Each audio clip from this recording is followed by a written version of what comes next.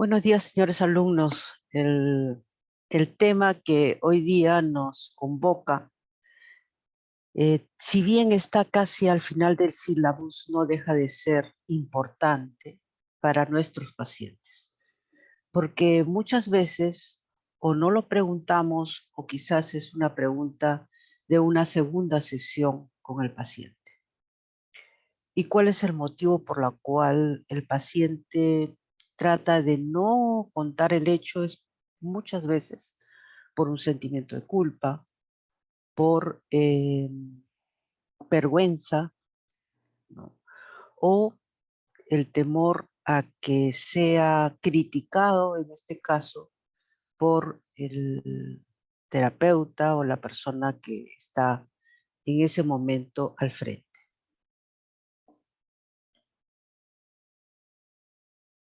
Bien. Entonces, la sexualidad viene con el ser humano, nace con él y ha ido cambiando de acuerdo a las etapas por las cuales ha pasado el hombre. Desde un objetivo básicamente de procreación a actualmente con un objetivo ya de satisfacción. Sin embargo, seguimos recibiendo pacientes que tienen muchos temores, represiones y falta de educación en el área de la sexualidad. Así es que, no sé, Gerson, ya comienzo a correr las láminas. Sí, doctora, ya puede comenzar. Ya, bien. A ver, vamos a ver si nos permite. No sé si está corriendo. Sí, sí se ve bien, doctora. Ya, perfecto. Entonces, este es el índice de temas. Cuando estaba elaborando justamente la clase, estaba viendo nuestra clasificación, la 10ª clasificación, que próximamente cambiará a una 11ª clasificación de la Organización Mundial de la Salud. Sin embargo, también revisando la DSM-5, que siempre está adelantándose a las nuevas propuestas, ya que nuestros objetivos dentro del área de la psiquiatría siempre ha sido estar a la par, ¿no?, con la DSM-5 y en este caso esperemos que la CIE 11 también recabe algunas observaciones que está haciendo la DSM-5 en este tema. Entonces vamos a ver las diferencias. Fácilmente podemos ver la diferencia entre lo que son los animales, ¿no?, y nosotros como seres humanos. Vamos a hacer una breve historia de lo que, como decía al inicio, la sexualidad y cómo en los años 60 o 80 del siglo pasado la revolución sexual, ¿no?, trajo avances en este aspecto. Cómo se define la salud sexual, cómo debemos evaluarla. Muchas veces la evaluación debe ser amplia porque los efectos o los trastornos de la sexualidad pueden venir acompañados ya sea por la toma de algunos medicamentos o algunos cuadros psiquiátricos de los cuales hablaremos, que también influyen en los problemas del área de la sexualidad, no dejando de lado pues estos temas últimos que vemos de violencia, de mala relación de pareja, disfunciones de pareja, que también debe ser evaluada porque no solamente es la persona, sino con quién se encuentra la persona en su pareja, ¿no? ¿Quién es su pareja? Finalmente veremos los trastornos sexuales, cómo se está clasificando actualmente la DSM-5 y haremos algunos hincapiés en algunos aspectos muy importantes. Y esta es la clasificación que da la DSM-5 sobre los trastornos sexuales. Uno es los trastornos de disfunción sexual y aquí vamos a ver cómo la curva o el ciclo no puede ser alterado, la disforia de género y las parafilias, terminando con las parafilias. Finalmente, daremos algunos datos clínicos importantes y cuál es el pronóstico y el tratamiento. Como vemos, en la parte final, pues no vamos a ver solamente el trabajo del psiquiatra, ¿no? Sino un equipo multidisciplinario será el que se encargue de ayudar a este paciente que tiene trastornos de esta área. Bien, básicamente vemos pues que los animales, ¿no? Por celo cohabitan, ¿no? Y actúan pues como hemos visto por instintos. Sin embargo, en nosotros, los seres humanos, no cohabitamos, ¿no? Porque estemos en celo, ¿no? Sin celo podemos cohabitar y podemos separar, ¿no? Lo que es la procreación del placer. Esa es la gran diferencia entre nosotros y los animales, ¿no? Bien, como les decía al inicio, la sexualidad ha evolucionado con la mentalidad del ser humano, ¿no? Eh, ha pasado de diferentes etapas, desde solamente un impulso reproductivo en el siglo, en la Edad Media, pues las creencias religiosas influyeron mucho en lo que es el tema de sexualidad, llegando a la represión, y con la revolución sexual se libera, ¿no? Sin embargo, aún en nuestros países sigue habiendo una mentalidad a veces machista y de represión. En la época griega, vemos que Aristóteles y los médicos de esa época consideraban de que estos 6 aspectos, ¿no? Debían estar en equilibrio para lograr la salud, ¿no? El aire, el ejercicio, el reposo, el sueño, vigilia, la comida, la bebida, la excreción y secreción y el afecto del ánimo, ¿no? Todos estos deberían estar en equilibrio para que la persona esté sana. Sin embargo, consideraban de que dentro de este equilibrio la sexualidad debería ser usada con moderación sin llegar a la abstinencia. Viniéndonos ya más a los siglo anterior, ¿no? Estamos hablando de 3 referentes muy importantes, ¿no?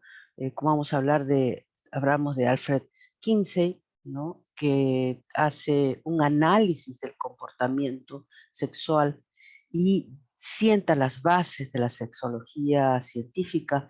Sin embargo, fue cuestionado porque utilizó sujetos que eran presidiarios, prostitutas y homosexuales. Por lo tanto, su informe, que se llama Comportamiento Sexual en el Hombre, en el año 1949, en ese tiempo justamente se utilizó estos aspectos, esta brecha, para quitarle importancia al trabajo de Alfred Kinsey.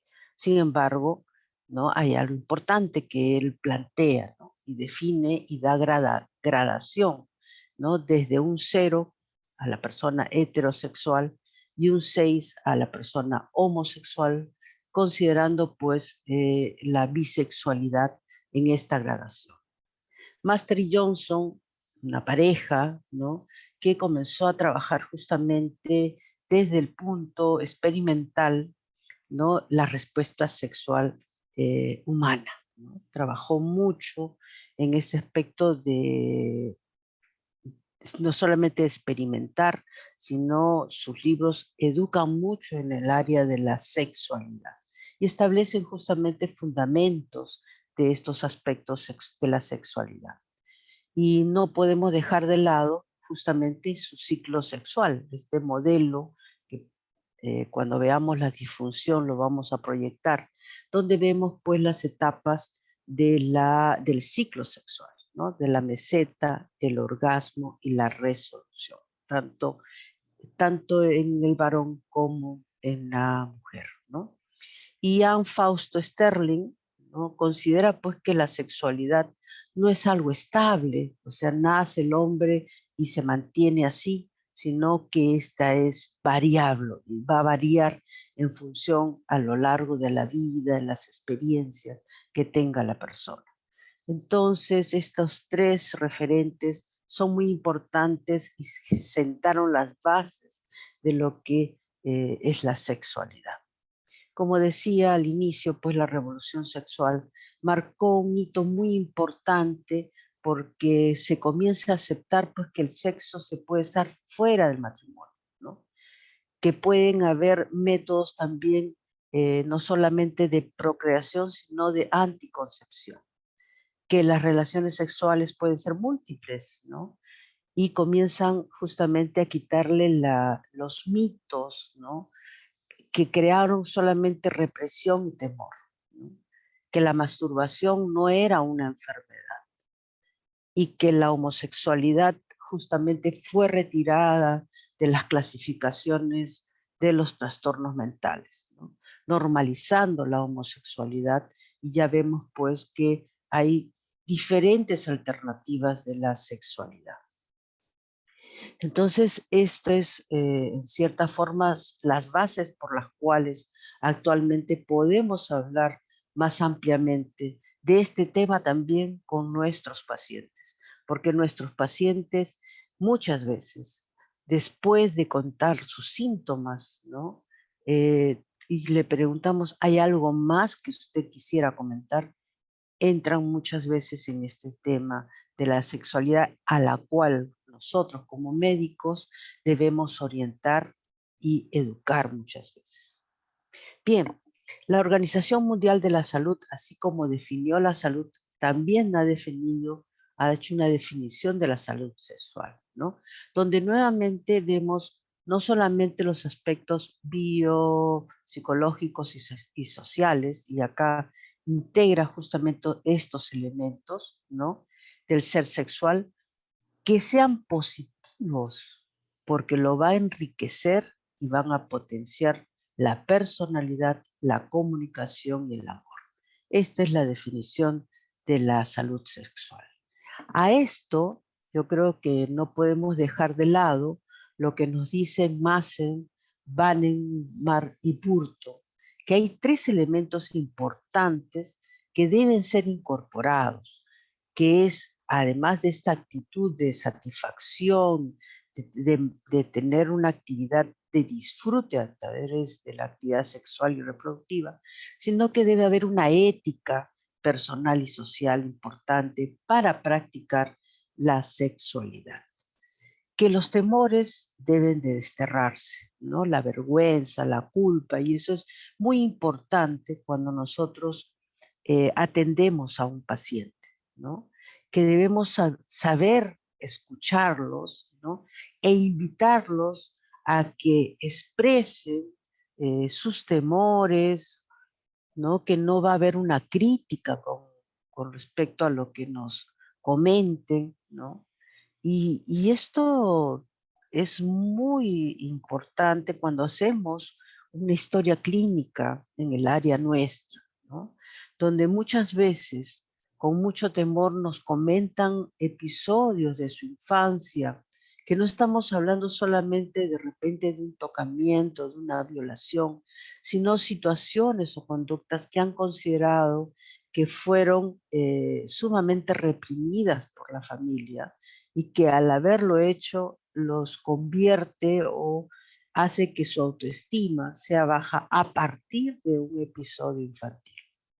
Y entonces la ausencia de estos temores va a ser un elemento básico para que la persona logre una sexualidad sana. Y por supuesto, estar libre de enfermedades o trastornos o deficiencias justamente en esta actividad sexual y reproductiva. Y vamos a ver que en nuestra área de la salud mental justamente encontramos en los pacientes que tienen depresión problemas justamente en la intimidad, ¿no? En el compartir con su pareja, ¿no? Entonces, y tenemos que también decirles que si está en depresión, que es una situación momentánea, que en el logro de su mejora anímica va a ver que va a mejorar también los aspectos de performance en la intimidad, ¿no?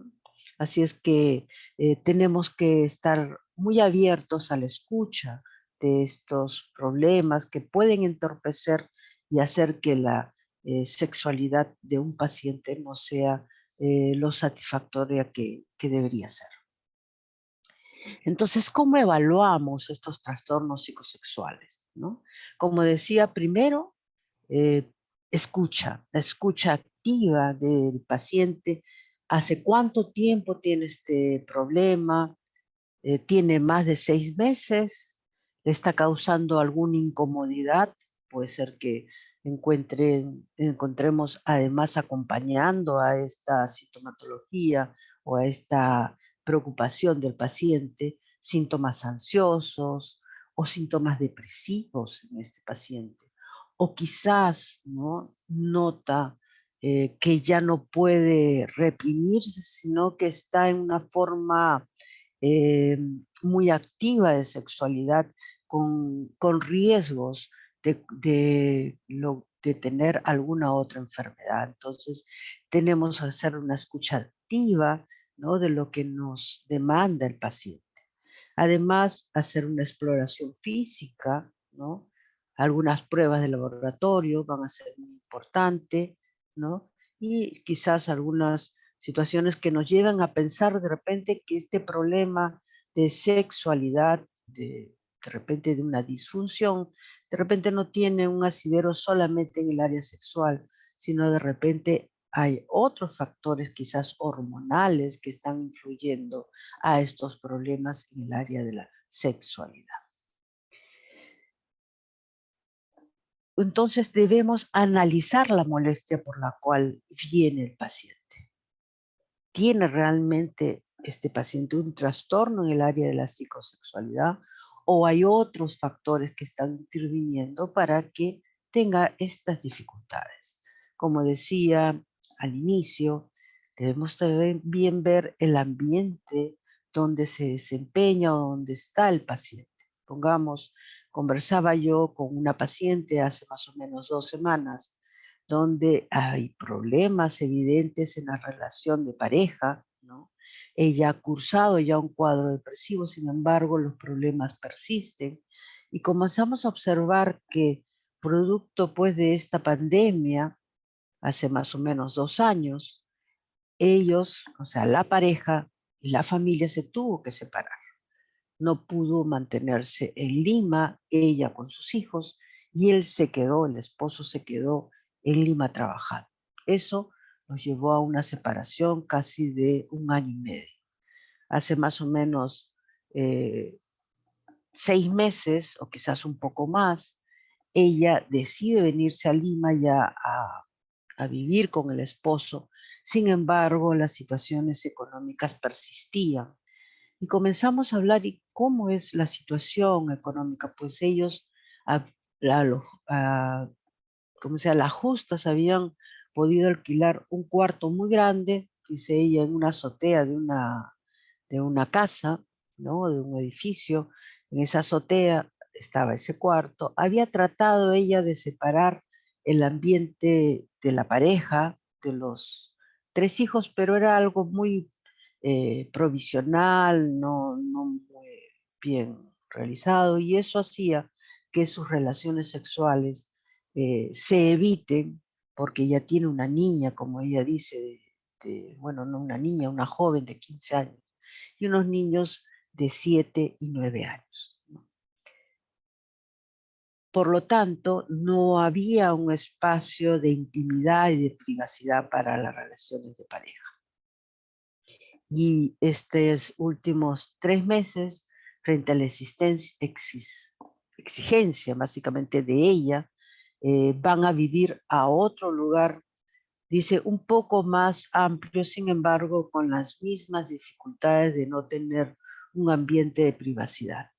Y lo que ha hecho ella es estar en el ambiente más amplio con sus hijos, y al esposo lo ha puesto en un ambiente más pequeño, ¿no?, donde él duerme solo, dice ella, y ella no mantiene relaciones durante más de 3 meses. Entonces el esposo está muy molesto, ¿no?, y reclama en diferentes formas, porque ella dice, pero él no me dice nada de estar con él, ¿no? Porque muchas veces, hasta aún en esta época, las mujeres pensamos que no tenemos el derecho de pedir una relación sexual con su pareja. Y ese era un temor de ella. ¿Cómo yo le voy a pedir una relación sexual? Más bien, él tendría que buscar, ¿no?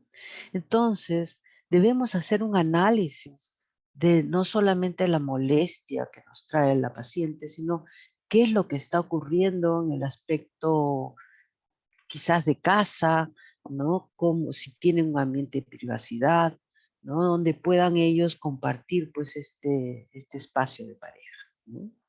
Así es que muchas veces nosotros como médicos nos olvidamos, ¿no? de hacer eh, de saber un poco cómo está distribuido el ambiente de casa, ¿no? Que muchas veces mandamos a la asistenta social para que haga un informe y nos olvidamos nosotros de hacer esto que es básico para conocer cómo se está desenvolviendo la pareja, ¿no? En el hogar. El examen de la condición sexual, si esta molestia tiene más de 6 meses, si ha habido de repente algún diagnóstico previo, en qué etapa del ciclo se está dando esta, esta dificultad, ¿no? Y qué experiencias de repente ha tenido o tiene esta persona que la está afectando eh, en su actividad sexual, ¿no? Si sufre, como bien dice acá, alguna condición médica, y vamos a ver que muchas veces enfermedades como diabetes, enfermedades como hipotiroidismo, ¿no? Pueden traer problemas, ¿no? En esta área de la sexualidad. O quizás el consumo también de alguna droga, ¿no? Que está causando algunos de estos síntomas en discusión, ¿no? En cuestión. Entonces, debemos determinar si hay de fondo alguna condición psiquiátrica, ¿no? Debemos evaluar la historia sexual y familiar, y aquí la historia del paciente, ¿no? Desde la niñez, ¿no? Cómo eh, cómo ha sido educado, cómo ha sido orientado, ¿no? Desde la niñez, de repente con mucha represión en esta área de la sexualidad, si ha habido de repente tocamientos o quizás violación, ¿no? Y si estas han afectado, porque vemos muchas veces en algunos pacientes, no en todos, que estos hechos que ocurrieron en la infancia no los afectaron, ¿no? No lo están afectando actualmente, sin embargo en otras personas sí, ¿no? Y entonces causa cierta resistencia, represión y hasta temor, ¿no? Temor de la crítica de la pareja, si supiera lo que ha ocurrido en la infancia o en la adolescencia, ¿no? Entonces, todos estos aspectos debemos hacer hincapié dentro de la historia psicosexual y familiar del paciente. Y evaluar cómo está su relación actual con su actual pareja, ¿no? Puede ser que con su actual pareja eh, no haya, como decía, la privacidad necesaria, o de repente la pareja es violenta, agresiva, o de repente, como a veces encontramos, le pide, ¿no? Actos en el área sexual en la cual no se permite, ¿no? La pareja no se lo permite, ¿no? Entonces, todos estos aspectos eh, deben ser evaluados, ¿no? Durante esta consulta que realizamos con el paciente, ¿no? Para que finalmente podamos evaluar si es un trastorno de la área sexual o de repente solucionando los otros aspectos, quizás hormonales, ¿no? O educación, o la educación sexual que debemos hacer no solamente a un miembro de la pareja, sino de repente a los dos, ¿no? A la pareja, y hacer finalmente recomendaciones. Entonces, hay un estudio de Estados Unidos, donde se hizo una encuesta sobre la frecuencia de los problemas sexuales, tanto en hombres como mujeres, de la edad de 40 a 80 años. Y encontraron que en las mujeres habían más problemas en la sexualidad que en los hombres.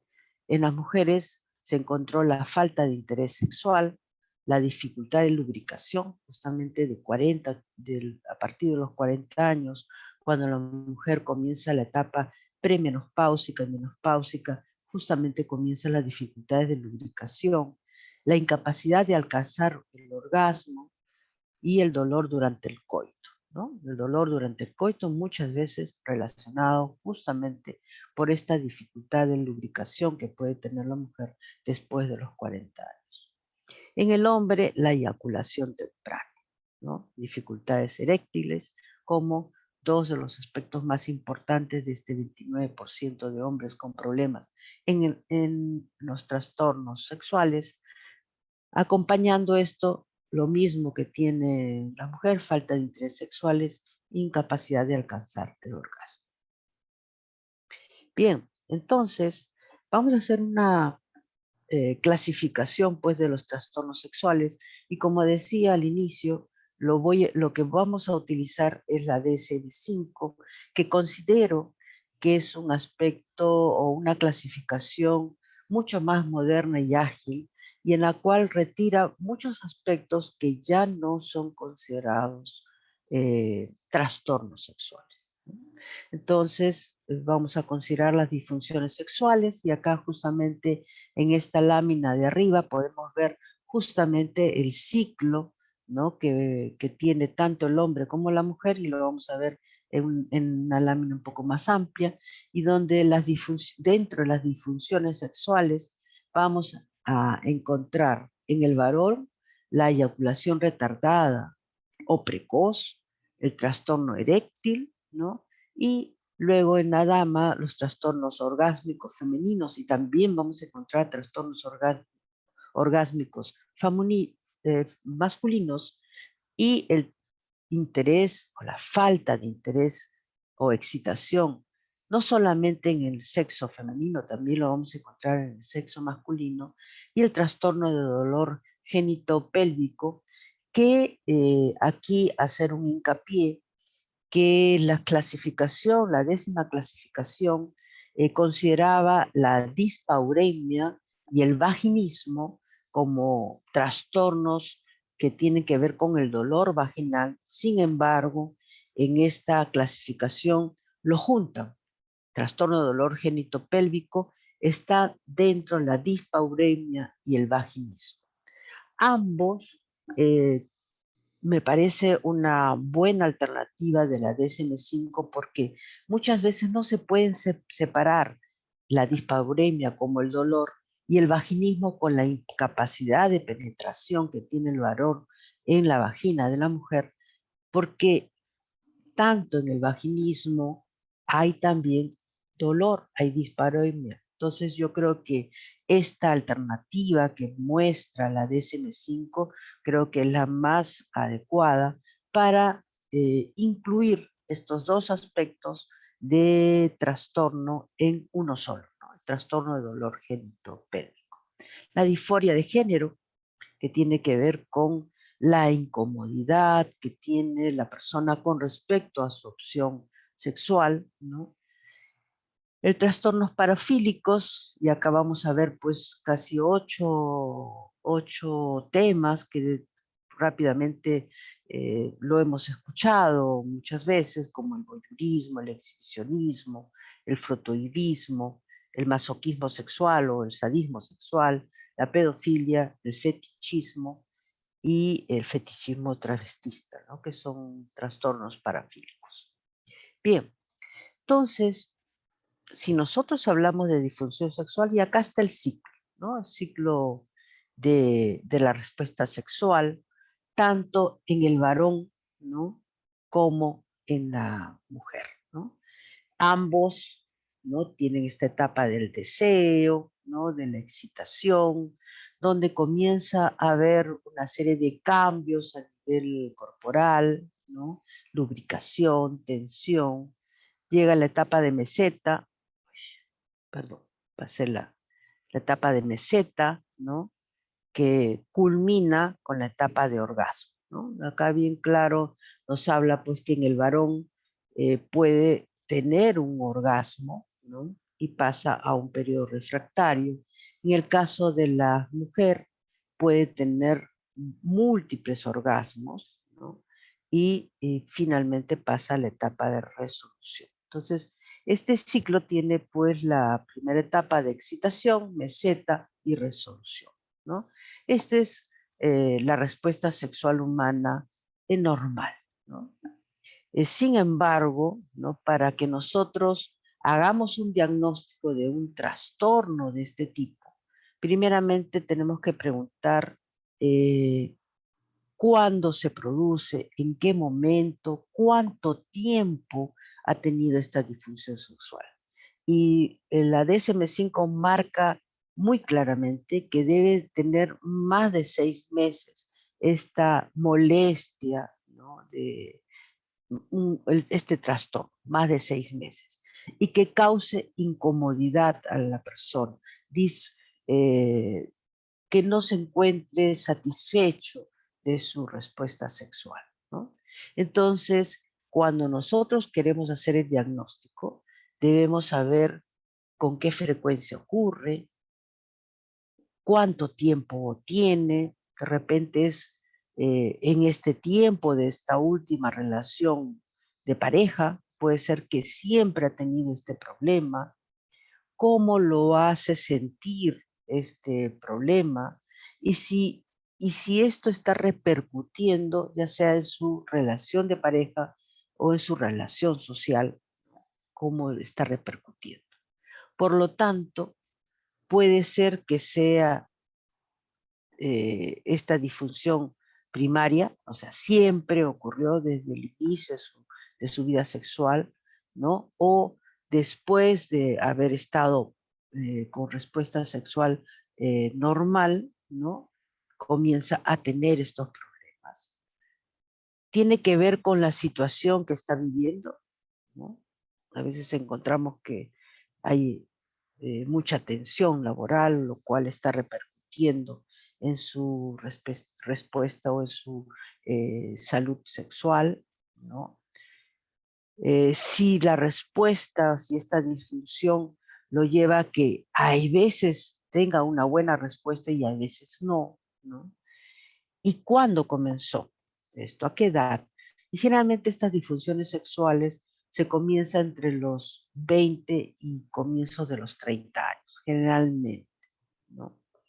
Porque como decía Anne Sterling, la vida sexual va a ir modificándose, va a ir cambiando, ¿no? Con respecto a lo que fue la primera relación sexual y lo que después, bajo la experiencia que tenga la persona, va a ir cambiando su conducta sexual, ¿no?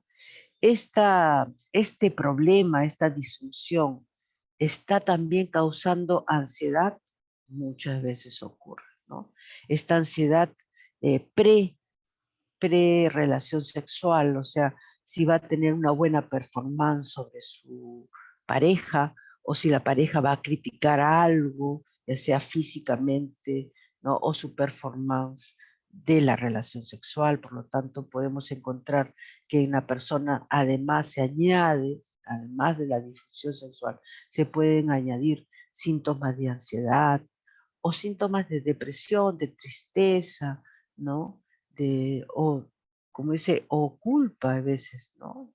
Del temor de hacer daño, ¿no? A la pareja o la vergüenza, ¿no? De repente no tenga una buena performance, ya en otras oportunidades no ha tenido una buena performance con la pareja o con las parejas que ha tenido y entonces nuevamente el temor al fracaso, al que lo abandonen muchas veces por no tener una buena performance en su actividad sexual, ¿no? Entonces, disfunción sexual muchas veces trae consigo pues que la pareja se aleje, ¿no? Eh, o, o la pareja, ¿no?, pueda tener otra pareja, ¿no? O sea, haya infidelidad en la pareja, ¿no? Y se aleje del paciente en este caso, ¿no? Entonces, esto pues hace que la persona tenga baja autoestima, ¿no? Y comienza a haber irritabilidad, y otras dificultades en ¿cómo se llama?, en la interrelación, no solamente con la pareja, sino en la interrelación laboral también, ¿no?, y social, ¿no? Entonces, este tipo de, o sea, las disfunciones sexuales, si bien las podemos encontrar, pero también tenemos que diferenciar que no vaya a haber otras enfermedades que nos está trayendo esta dificultad sexual. O quizás algún tratamiento, generalmente tratamientos para la diabetes o tratamientos para la hipertensión, traen problemas de disfunción de la sexualidad. Por lo tanto, hay que hacer una buena historia del paciente. Entonces, como decía, estas disfunciones sexuales vamos a dividirlas rápidamente, como decíamos en la lámina, ¿no? Una sería la eyaculación retardada, o sea, la persona demora tanto que termina, ¿no?, la relación y la persona no ha eyaculado. Por lo tanto, al no tener la eyaculación, no hay satisfacción.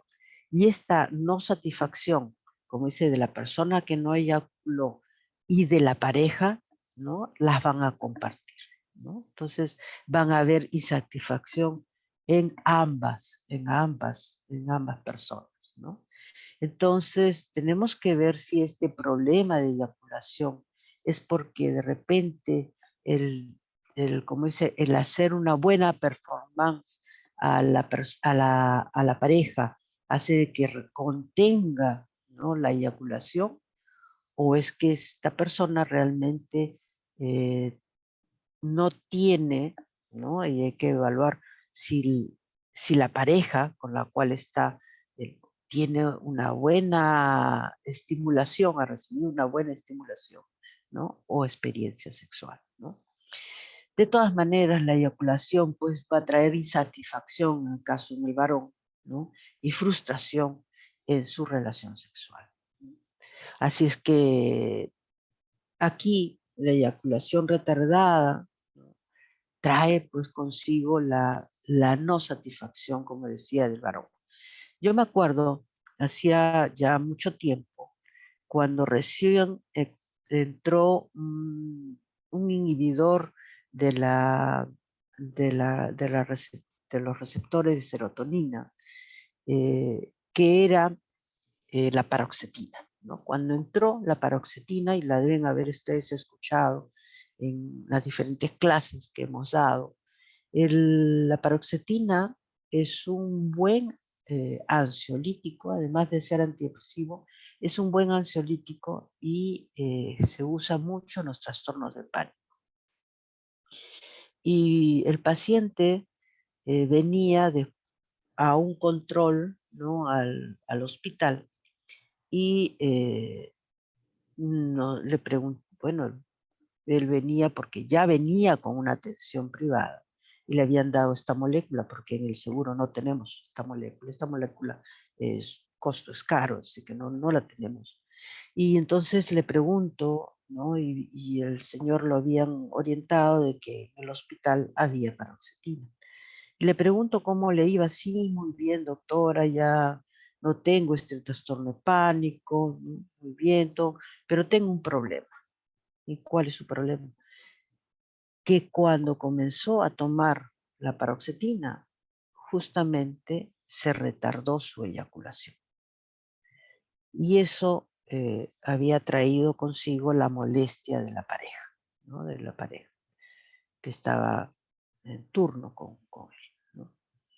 Y entonces comenzamos justamente con otros colegas, porque una molécula que recién entraba comenzamos a ver, y sí, pues trae problemas de eyaculación retardada. Entonces la paroxetina más bien se daría a la persona que tiene una eyaculación precoz, ¿no? El que tiene una eyaculación precoz es muy buena la paroxetina, pero no el que tiene una eyaculación normal porque lo va a retardar. Y si se retarda no va a haber satisfacción, no va a haber orgasmo, ¿no? Bien, pasando de esta observación al trastorno eréctil, ¿no? Este trastorno eréctil es importante preguntarle al paciente, ¿no? Y saber la edad del paciente, porque muchas veces eh, no todas las relaciones sexuales, ¿no? Pueden ser pues de la mejor forma, ¿no? Muchas veces eh, justamente la ansiedad previa, ¿no? Trae consigo muchas veces problemas en la erección, ¿no? Entonces tenemos que preguntar a la persona la edad, ¿no? ¿Qué es lo que, o sea, cuál es eh, su dificultad, ¿no? ¿Cuánto tiempo tiene esta dificultad? ¿Tiene más de 6 meses, ¿no? Eh, termina y finaliza su relación sexual y no hay erección, o si hay cierta rigidez eréctil, pero va en decremento, o sea, no llega a tener una erección adecuada, ¿no? Debemos descartar, puede ser que no sea, como dice la pareja con la cual normalmente tiene relaciones. Es- a veces puede ser una, como dice, de una noche, ¿no? No se tiene confianza con esa pareja, ¿no? O de repente no se tiene deseo de tener relaciones y se insiste por esta idea de, pues, es hombre y tiene que tener sus relaciones que la chica se ofrece, ¿no?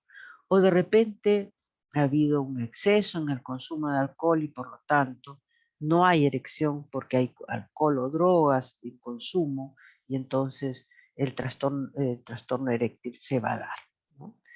Debemos descartar, como bien decíamos a la mitad de la charla, muchas otras enfermedades que podrían traer trastornos eréctiles por el consumo muchas veces de antidiabéticos o antihipertensivos, o hay que descartar que esta persona tenga estas enfermedades no diagnosticadas, trastornos renales, la cirrosis, la hepatopatía, la cirrosis, pueden tener estos pacientes problemas eréctiles, ¿no? La desnutrición, la esclerosis múltiple muchas veces eh, no diagnosticada, pero que se encuentra como uno de los síntomas que refieren este problema de trastorno eréctil, lesiones de la médula espinal o personas que han sido sometidas a cirugías de próstatas o cáncer y por lo tanto esa irradiación pélvica hace que se presente este trastorno eréctil, o ya cuando las personas no son tan jóvenes, ¿no? Son mucho mayores, también pueden haber trastornos eréctiles, ¿no? Porque hay disminución de la testosterona, ¿no? Entonces, los trastornos hormonales pueden traer en el varón este problema de trastorno eréctil. Bien, así como vamos a ver que hay, en este caso, estamos viendo los trastornos orgásmicos femeninos, como decía, vamos a ver también los masculinos y vamos a ver también trastornos de interés en la excitación sexual, tanto femenino como puede haber en lo masculino. En la mujer, ¿no? Puede haber, es importante que sepa que la mujer no todas, todas sus relaciones sexuales va a culminar en el orgasmo. Muchas veces no ocurre tal, ¿no? Por lo tanto, nuevamente insistir que esta molestia debe presentarse en más de 6 meses, ¿no? O hay orgasmos que demoran muchos, que están ausentes, o sea, que llamamos anorgasmia, pero también tenemos que ver cómo es su pareja, ¿no?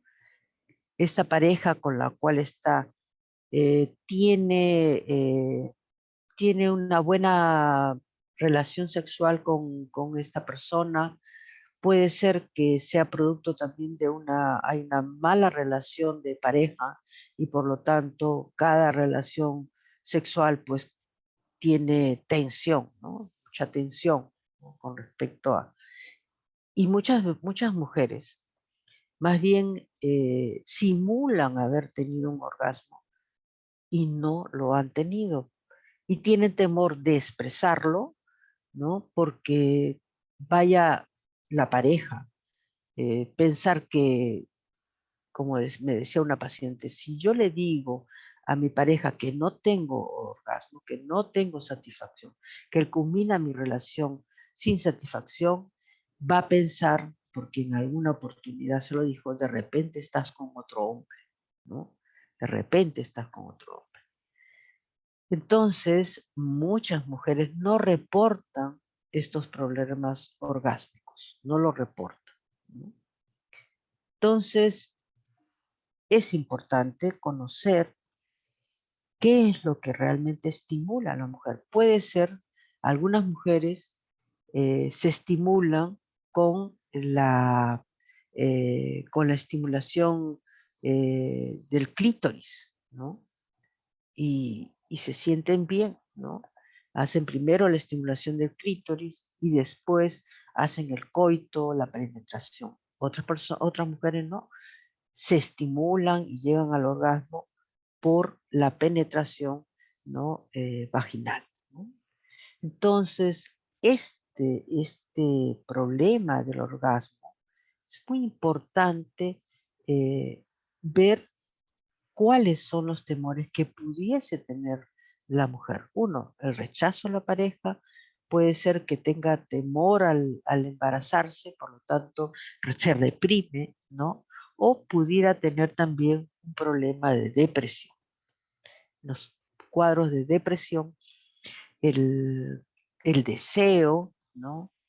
Disminuye y muchas veces no llegan al orgasmo por cuadro depresivo. Entonces hay que descartar también estos aspectos importantes en la mujer, ¿no? ¿Qué es lo que no la lleva al problema, qué es lo que la lleva a tener este problema en el orgasmo? Ahora, generalmente en una pareja vamos a ver una historia, ¿no? En este caso, en la mujer, ¿no? Cómo antes sí llegaba a tener orgasmo, qué es lo que está pasando actualmente para que no llegue a tener orgasmo, cuáles son sus temores, ¿no? O por qué tiene que simular, ¿no? Frente a la pareja haber tenido un orgasmo. Es importante hacer algunas observaciones aquí conjuntamente en la entrevista justamente lo. Y la falta de interés o excitación, ¿no? Se ha encontrado en 1/3 de las personas casadas, ¿no? Y generalmente lo encontramos en las personas que pasan, como decía, los 40 años, donde comienza la etapa premenopáusica, que uno diría, pero ya no hay el temor del embarazo, ya está entrando a la etapa menopáusica, pero en este caso la lubricación ya no es como cuando era más joven, ¿no? Entonces comienzan ya a rechazar, ¿no? La penetración porque la penetración es dolorosa, comienzan ya a evitar las relaciones, la atención. Entonces es importante saber qué es lo que está trayendo después de, como dice, después de haber tenido orgasmos normales, relaciones normales, antes, ¿qué es lo que está trayendo actualmente estos problemas de falta de interés y de excitación, ¿no? Y ahora vemos pues que tanto el hombre como la mujer trabajan a la par y podrían haber factores estresantes, ¿no? O sea, no solamente el exceso laboral, sino el estrés laboral, ¿no? Actualmente en nuestro país la pandemia pues ha traído muchos temores a nivel laboral, algunos con licencias suspendidas, esperando ser reincorporados, ¿no? Y entonces no solamente la, la falta de trabajo, o también el retiro y poner en otras planillas que trae consigo cambios en la parte económica, ¿no?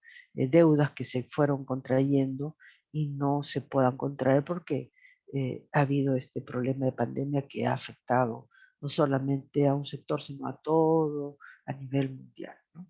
Nuevamente aquí la falta de privacidad, como les contaba del caso de la paciente, ¿no? Y por lo tanto no hay una oportunidad de tener su actividad sexual libremente, ¿no? Por el temor de la escucha de los hijos, ¿no? De no exponerlos a que conozcan, ¿no? O sepan de que los padres pues están teniendo su relación sexual. Entonces hay que descartar, lo pongo acá en rojo, ¿no? Eh, el problema de que muchas veces en esta etapa de los 40 para adelante, en algunas mujeres comienza a haber mastectomías producto de cáncer o iliostomía, ¿no? ¿No? Retiro y ponen una bolsa pues, que hace que la imagen corporal para el paciente sea eh, incómoda, ¿no? Y no quieren mostrar esa imagen a su pareja. Entonces, esto podría traer justamente pérdida, ¿no? Del interés o de la excitación sexual femenina. Y como decía, aquí en el trastorno de dolor genitopélvico y penetración, ¿no? Está la dispauremia y el vaginismo. Aquí están los dos, ¿no? Donde hay dificultad para el coito porque hay dolor justamente en esta zona, ¿no? A la penetración, y lo que se va a encontrar es mucha tensión justamente en los músculos del peso pélvico. Me acuerdo hace ya muchos años de un paciente que vino, ¿no? Él muy irritable, él notaba que estaba muy irritable, muchas veces poco tolerante con la esposa, y era acompañado por su pareja, ¿no? Él, él quiso que ella también entrase, ¿no? Para poder dialogar, perfecto, los hice entrar a los dos. Y ella también plantea así, doctora, mire, tenemos más o menos 8 meses de recién casados. Yo esperaba que la relación funcionase bien, pero tenemos un problema, que él está muy irritable y, y ella baja la cabeza y con mucho temor agarra y dice, y doctora, no hemos podido tener una relación sexual, ¿no? Entonces le pregunto a ella, pensando que era un problema justamente de este tipo, de dispauremia o vaginismo. Y le pregunto a ella con más o menos 8 a 10 años menor que él, y dice pues que siempre ella, su idea siempre fue perder la virginidad en el momento del matrimonio, por lo tanto nunca antes tuvo relaciones sexuales. Pero ella consideraba que cuando él intentaba tener relaciones sexuales, ella tenía mucho dolor, ¿no? Le pregunté a ella si había asistido a alguna evaluación eh, ginecológica, ¿no? Para ver cuál era su dificultad. Y ahí, como les decía, el trabajo no es solamente el psiquiatra, sino un trabajo multidisciplinario, ¿no? Para ver cuál era su problema, porque ella decía, sí, tengo mucho dolor, yo lo que siento es que él sí trata de penetrar, yo estoy dispuesta, pero el dolor, el fastidio, no podría, no hemos podido tener relación. Y él decía pues que él tampoco había tentado tampoco hacerlo porque de ver el dolor que veía en el rostro de ella, entonces él perdía pues el interés y el deseo de penetrarla porque temía pues causar dolor y sufrimiento, ¿no?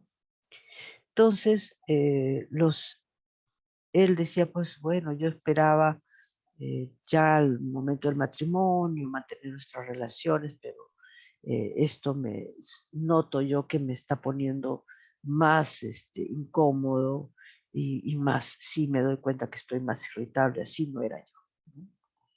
Y fueron a una consulta ginecológica y lo que encontraron es que había sí un tejido, ¿no? Un útero bicorne, pero con vagina también, con un tejido que separaba pues eh, la vagina en dos, ¿no? Y un útero también separado en dos, ¿no? Un problema que se había instaurado pues antes del nacimiento, ¿no? El, por supuesto, en la siguiente cita, ¿no? Me explicaron que la doctora le había dicho que iba a ser fácil, la iban a operar de todas maneras, pero que no iba a poder eh, no iba a poder procrear, ¿no? Él lo entendió, ¿no? Lo entendió y aceptó pues que él la quería mucho y que iba a pasar a este tipo de intervención con el fin de por lo menos mantener una relación sexual sana, ¿no? Una relación sexual sana, sabiendo ya que el problema pues no es que ella tuviera dispauremia o vaginismo, sino era un problema de cómo estaban sus órganos genitales, ¿no? Así es que debemos descartar no haya algún problema de esta índole. También problemas de infecciones vaginales, ¿no? Que pueden causar este dolor, el uso de tampones que también irritan esta zona, ¿no? O quizás las ideas religiosas o culturales que hacen de que se repriman muchas veces las relaciones sexuales con eh, temores, ¿no? O también la idea pues de que no es una buena persona, no es una buena mujer la que permite tener relaciones quizás antes del matrimonio, ¿no? O en su relación de pareja, ¿no? Entonces, ideas religiosas, culturales podrían estar influyendo para que ocurra este trastorno de dolor genitopélvico, ¿no? En el momento de la penetración. Y como decía, también así como hay trastornos del interés y excitación en las mujeres, también lo puede haber en los varones, ¿no?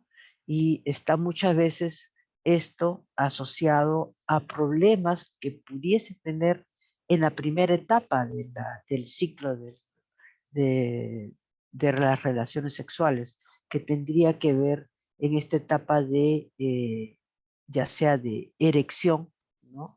O quizás en el momento de la eyaculación, ¿no? Entonces, podrían tener trastornos de esto, ¿no? Asociado a estos problemas, ¿no? Así es que eh, no es puede ser una suma, ¿no? Suma problema de eyaculación o problema de erección asociado a este trastorno de interés o excitación sexual en la mujer, en el varón. Y así como veíamos una eyaculación retardada, ¿no? Podemos ver una eyaculación precoz, en la cual pues en los primeros minutos de la penetración ya el varón está eyaculado.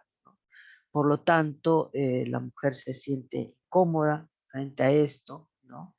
Y el varón, pues, también por no haber podido contener, ¿no? La eyaculación. Entonces, vamos a encontrarlo generalmente en las primeras etapas, ¿no? Donde está el varón ejerciendo haciendo las prácticas de su relación sexual. en los primeros años, ¿no? ¿No? Vamos a encontrar estos problemas, ¿no? O quizás también en los últimos años, ¿no? Mayores de 70 años, ¿no? En la cual rápidamente eyacula. Entonces, esta eyaculación precoz, ¿no? Puede ser por una eh, falta de irse de la performance del varón, ¿no? ¿No? Ya sabemos que el varón se va perfeccionando con respecto a la edad y las experiencias sexuales que tiene, ¿no? Pero también hay que descartar otros aspectos que podrían traer eyaculación precoz, como puede ser una prostatitis, ¿no? O un hipertiroidismo que trae consigo eyaculación precoz, ¿no? Ahora, en la diferenciación que tenemos que hacer, ¿no? De estos cuadros debemos ver que no vaya a haber medicamentos o drogas que estarían influyendo en estas disfunciones sexuales, ¿no? Pongamos una de las drogas que causa un aumento del deseo sexual, erección, ¿no? Erección rápida, ¿no? Es la cocaína, ¿no? Pero al ser una erección rápida y una eyaculación, puede no satisfacer a la pareja, ¿no? Hace ya mucho tiempo llegó una paciente con un cuadro depresivo. Dentro de los síntomas depresivos, justamente al final le pregunta, ¿y hay alguna otra incomodidad o algo más que a usted incomode o la estresa, ¿no? Que esté causando justamente esta ansiedad que usted tiene y estos síntomas depresivos que usted tiene? Y ella me dice, doctora, le voy a comentar, ¿no? De una forma, por favor, privada. No lo apunte en mi historia porque no vaya a ser que, porque a veces mi esposo se vuelve muy, muy desconfiado cuando que las cosas que ocurren en casa no deben de saberlo nadie, le había dicho, ¿no? ¿Y qué pasaba? Que los sábados este señor consumía cocaína, pero llevaba la cocaína a casa al consumo con la esposa. Dice que al principio él la consumía, tenían una erección muy buena, dice el esposo, pero rápido eyaculaba. Entonces le parece que al esposo le habían informado que también debería darle cocaína a la esposa. Y él comenzó a obligarla al consumo de cocaína, ¿no? Por supuesto, ella con muchos temores, ¿no? Y porque él la amenazaba, se tornaba muy violento y amenazante, pero esto le estaba causando en ella mucha ansiedad y depresión. Tal es así que el esposo dice, no medía las consecuencias porque él llegaba, se encerraba con ella y en ese momento, ese día sábado, ella no podía atender a ninguno de los hijos, ¿no? Tal es así que el hijo mayor le decía, ya yo sé por qué se meten en su cuarto, ¿no? Pero bueno, el hijo mayor no sabía que el padre consumía cocaína. Para ella esto la hacía sentir muy mal, avergonzada, ¿no? Porque él le exigía múltiples orgasmos, ¿no? Y muchas veces ella tenía que eh, simular, ¿no? Simular un orgasmo. Entonces, es importante, mire, esta persona decía, yo no tengo, doctora, orgasmos con él, ¿no? Estaba el factor eh, emocional, ¿no? Influyendo mucho en su relación sexual, ¿no? Además de, en este caso, el consumo de cocaína. Entonces, tenemos que ver si esta persona tiene problemas con opiáceos, anfetaminas, sedantes o hipnóticos, ¿no? Que podrían estar alterando, ¿no? Justamente alterando o trayendo problemas en la disfunción sexual. Nuevamente, los medicamentos, como decía, antihipertensivos, los antidiabéticos, los antidepresivos, que si bien la depresión trae consigo disminución del deseo sexual, los antidepresivos causan también disminución del deseo sexual, ¿no?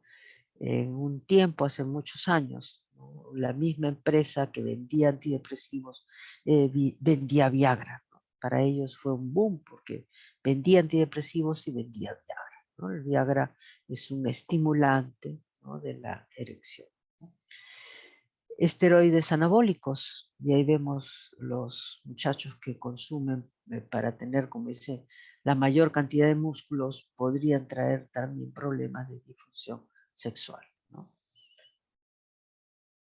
Y como vuelvo a repetir, ¿no?, los antidepresivos, los antipsicóticos también disminuyen el deseo sexual y pueden traer problemas en la disfunción sexual.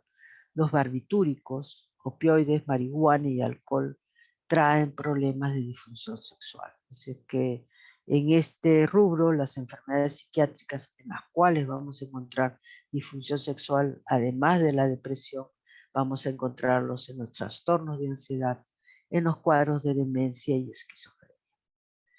Entonces, ¿cuál sería nuestro tratamiento?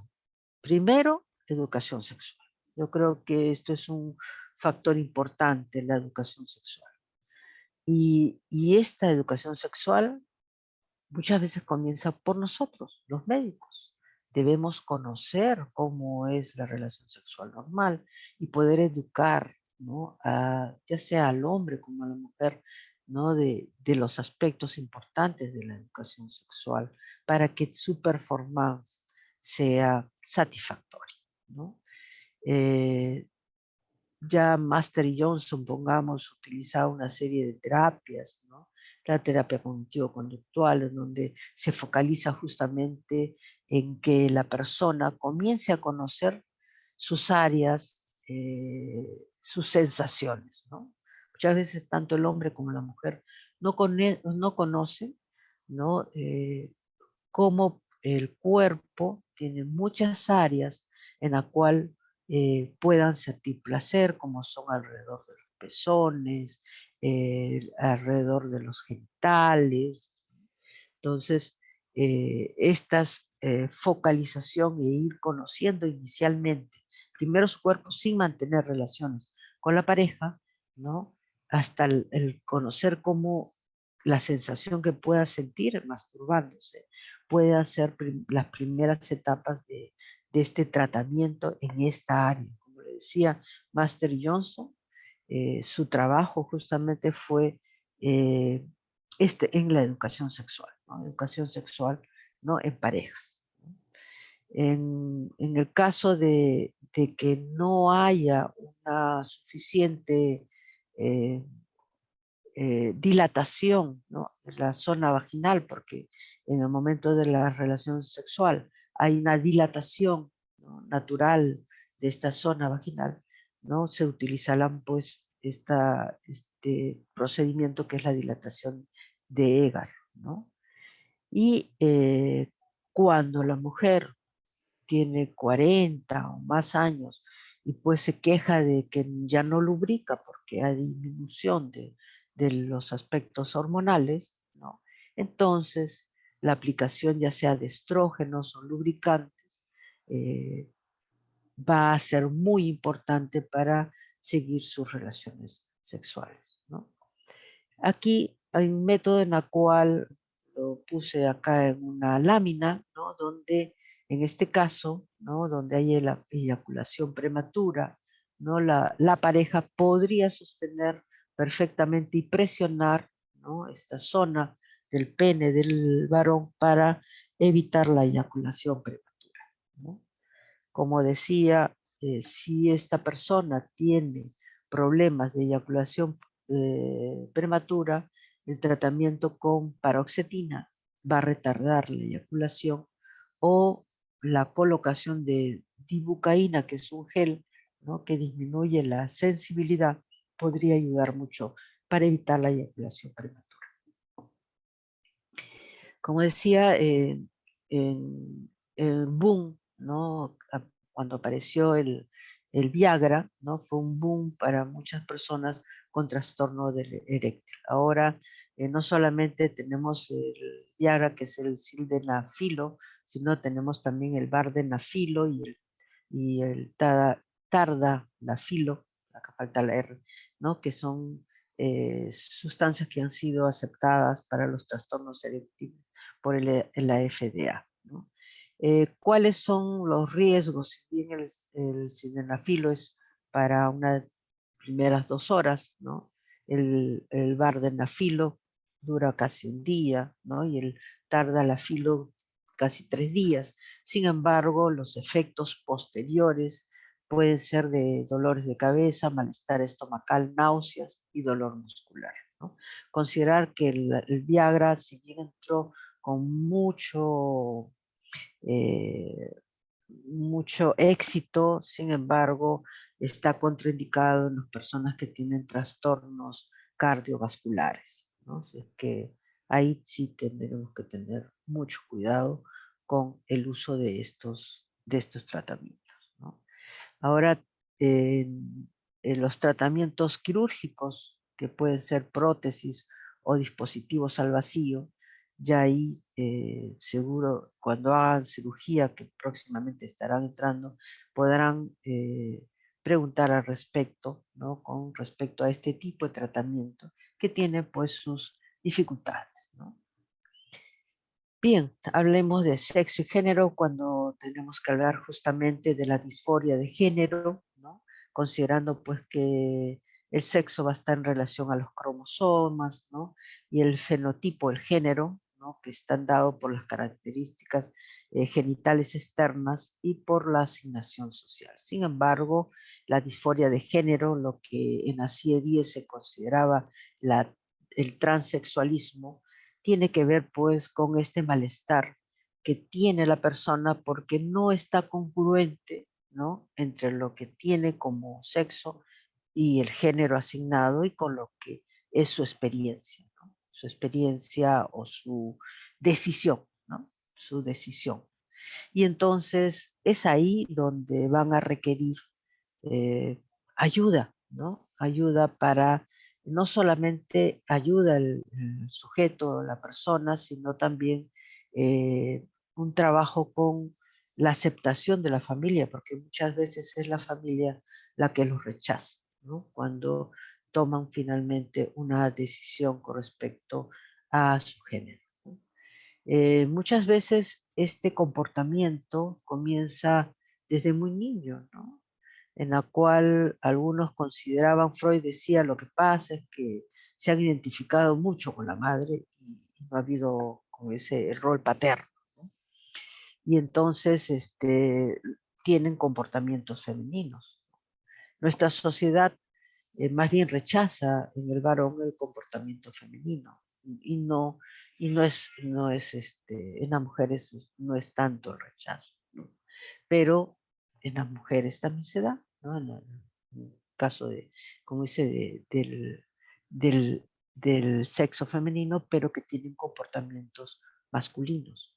Entonces, el tratamiento se da justamente por ese malestar que tiene la persona, ¿no? De la no aceptación. No aceptación propia y muchas veces, como digo, la no aceptación de la familia o por la sociedad, ¿no? Por lo tanto, se van aislando de la familia, se aíslan del grupo social y entran pues en cuadros de ansiedad y depresión y muchas veces en el consumo de drogas, ¿no?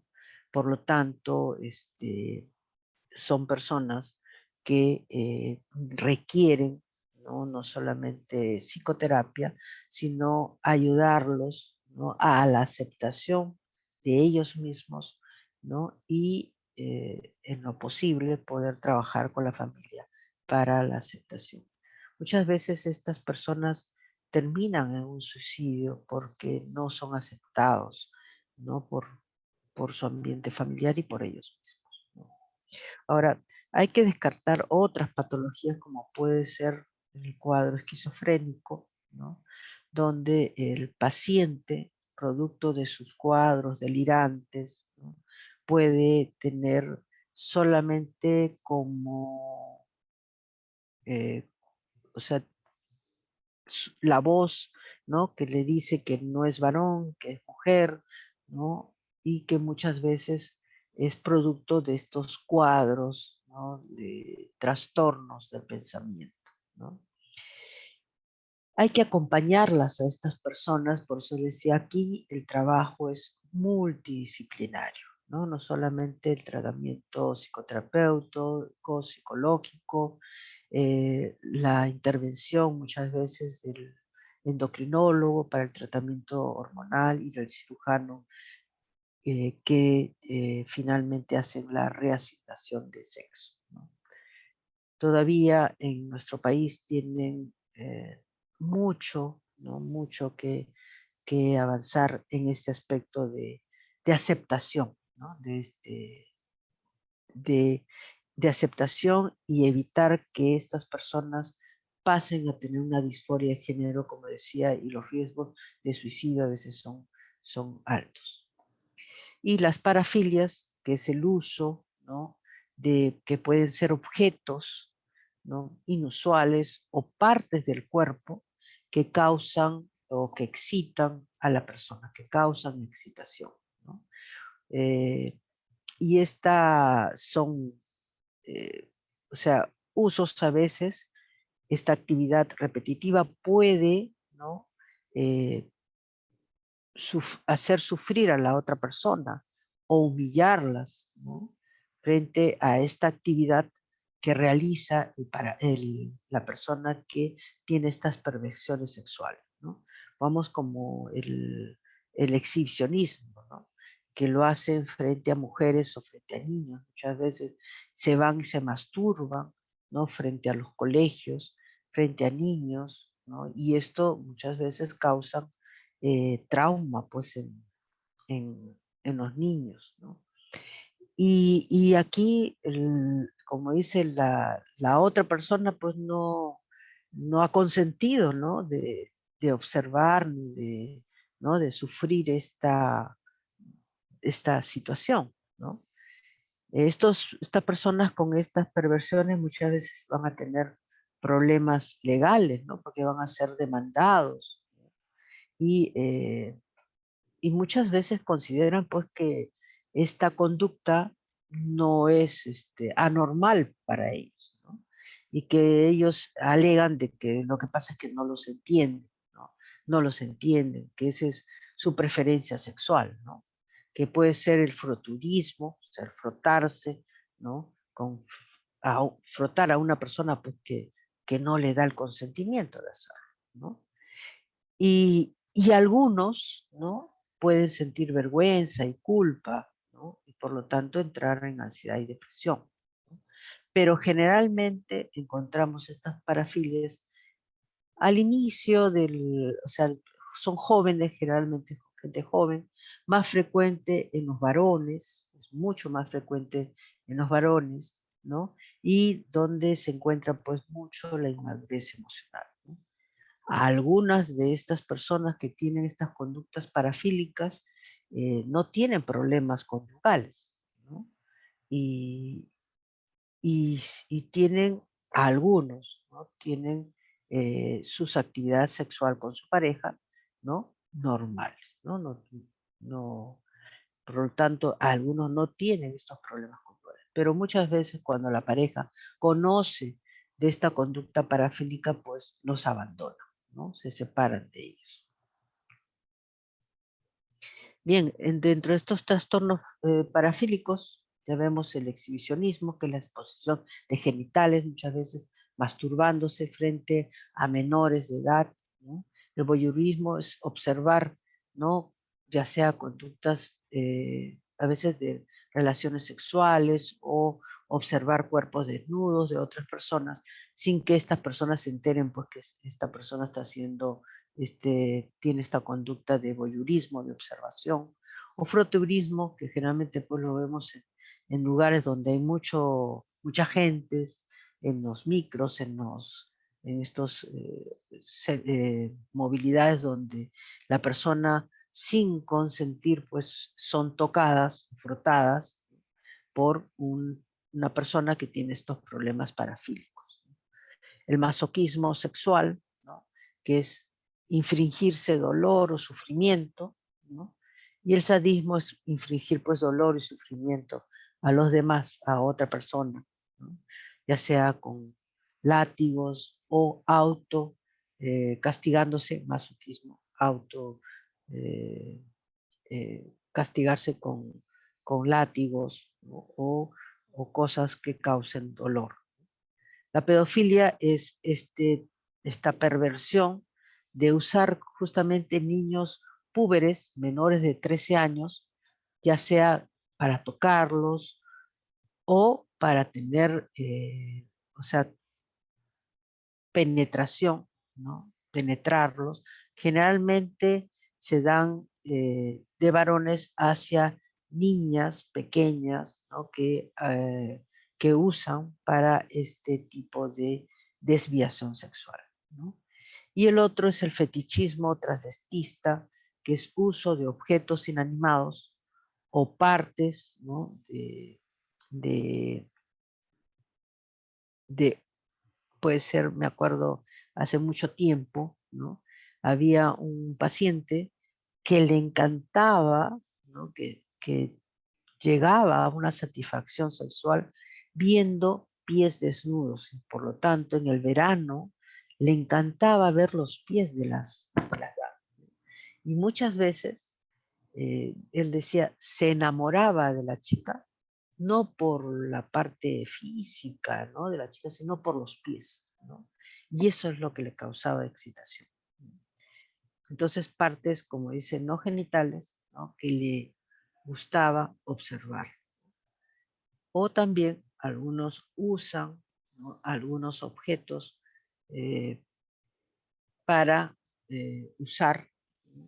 Y que le causa excitación, ¿no? Le causa excitación. Bien, generalmente todos estos trastornos hemos visto comienzan muy jóvenes, ¿no? Generalmente entre la adolescencia y la juventud, ¿no? Conforme van evolucionando la persona, va teniendo más experiencias, va cambiando, ¿no? Su conducta sexual, ¿no? Generalmente los encontramos en los varones, pero no deja tener pues, problemas también las damas con problemas de la disfunción, como veíamos en el área sexual, ¿no?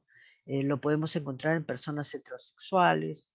Muchas veces son conductas ya crónicas desde el inicio de la vida sexual, ¿no?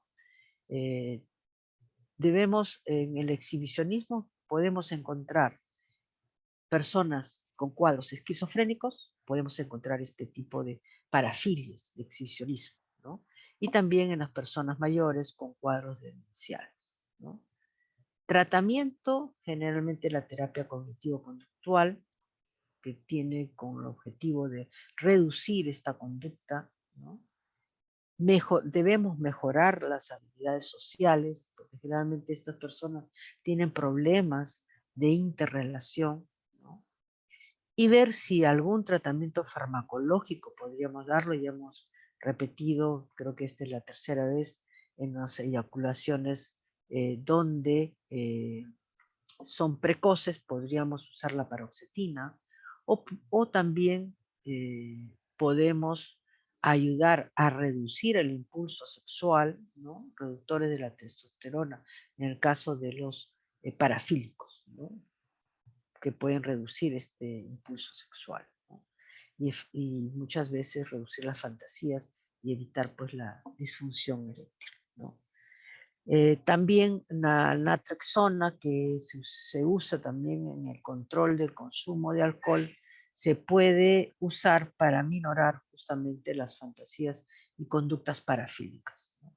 Sin embargo, muchas veces estas personas que tienen desviaciones parafílicas no acuden a, a tratamiento y no acuden por vergüenza, porque pueden ser señalados, ¿no? por el terapeuta, ¿no? Y tienen temor, como dice, a que los culpen de lo que estén haciendo, ¿no? Pero tenemos que buscar, como decir, si bien vemos el tema, ¿no? No solamente quedarnos en un diagnóstico, sino buscar que hubiesen algunas otras causas que podrían estar causando estos trastornos sexuales, ¿no? Y ayudar al paciente, porque el paciente que tiene disfunciones sexuales, que tiene disforia de género, ¿no? Y parafilias, también llegan a sufrir, a tener vergüenza de ser tratados, ¿no? Y de conversar de estos problemas que tienen. Bien, gracias. ¿Alguna pregunta?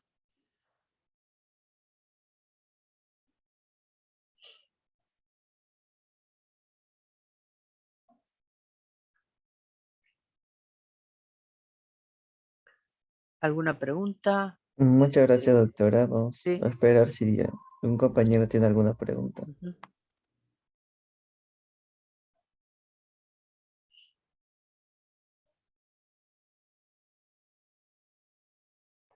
Al parecer no, doctora. Eso sería todo. Muchas gracias por la ponencia. Muy bien, muy bien. Buenos días y gracias por la escucha y espero que en la medida que ustedes tengan algún paciente que tiene estos problemas, ustedes los puedan ayudar y puedan orientar, ¿no?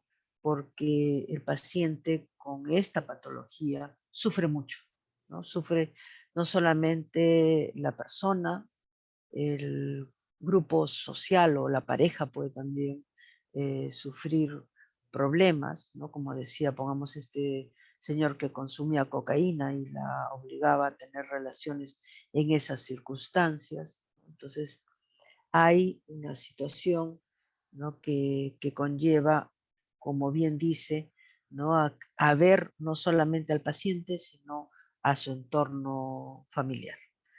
Muy bien, esperamos que el curso de psiquiatría y en este tema, ¿no? haya sido de su interés y sea para ustedes un punto o un foco también a preguntar en algún momento a sus pacientes que atienden. Que tengan muy buenos días y eh, estoy enviando las láminas, ¿no? al delegado y las preguntas necesarias para la doctora los coloquen en el examen. Que tengan muy buenos días. Hasta luego.